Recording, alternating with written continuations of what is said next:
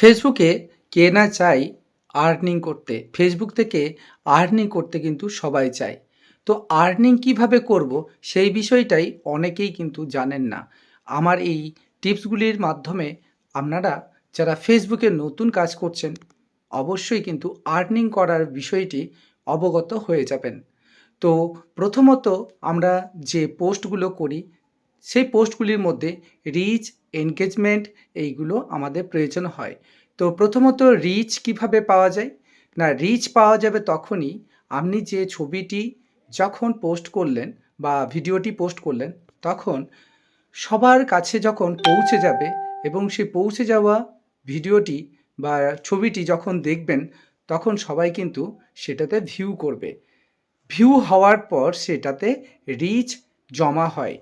এনগেজমেন্টে কিভাবে?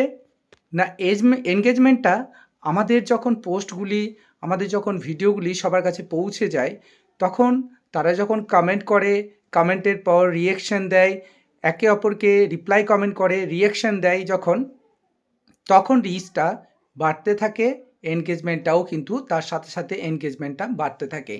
এভাবে রিচ এবং এনগেজমেন্ট আমাদের পোস্টগুলিতে জমা হতে থাকে।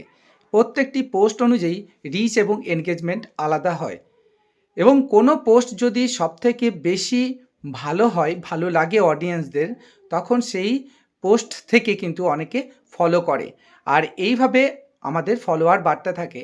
তবে বেশিরভাগ ক্ষেত্রেই কিন্তু রিলস থেকে ফলোয়ার বাড়ে, ছবি থেকে কিন্তু ফলোয়ার্স বাড়ে না। তাই যে রিলসগুলো আপনারা পোস্ট করবেন অবশ্যই খুব ভালোভাবে রিলসগুলো তৈরি করার চেষ্টা করবেন, তাহলে রিলস থেকে কিন্তু অনেক ফলোয়ার বাড়বে। আর ফলোয়ারটা আমাদের প্রয়োজন হয় আমাদের পরিবারকে বড় করে তোলার জন্য।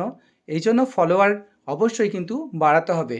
আর ফলোয়ার বাড়াতে গেলে আপনাদের রিলস বা ভিডিওগুলি খুব আকর্ষণীয় এবং ভালো মজাদার, বন্ধুদের কাছে যেন গ্রহণযোগ্য হয়ে ওঠে এমন ভিডিও আপনাদেরকে উপহার দিতে হবে।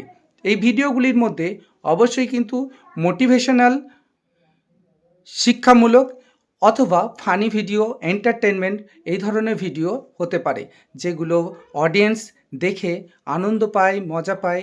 এই ধরনের অডিয়েন্সকে ধরে রাখার জন্য আপনাদের কিন্তু রিলস বা ভিডিওগুলিকে আপলোড করতে হবে। এই ভিডিও থেকেই কিন্তু আপনাদের ফলোয়ার বাড়তে থাকবে। তো অবশ্যই বন্ধুরা রিলস ভিডিওগুলি খুব সুন্দরভাবে করার চেষ্টা করুন যাতে আপনাদের ফ্রেন্ড ফলোয়ার কিন্তু বাড়তে থাকে। আর সবথেকে বড় বিষয় হচ্ছে কনসিস্টেন্সি, অর্থাৎ আপনি যে প্রতিনিয়ত পোস্টগুলো করছেন সেই প্রতিনিয়ত পোস্টগুলো কি পোস্ট করছেন, কবে কি পোস্ট করবেন, এই যে ধারাবাহিকতা নিজের মধ্যে তৈরি করতে হবে, যাতে পরবর্তীকালে এরকম মনে না হয় আজকে কি কন্টেন্ট আমি আপলোড করব, পরবর্তী কন্টেন্ট আপলোড করতে যেন কোনো রকম সমস্যা না হয়। তাই অবশ্যই কিন্তু এই ধারাবাহিকতা জিনিসটা বজায় রাখুন। প্রতিনিয়ত আপনারা আপলোড করতে থাকুন, নতুন নতুন ভিডিওগুলো দিন, তাহলে নিজেদের মধ্যে কিন্তু একটা ধারণা এসে যাবে।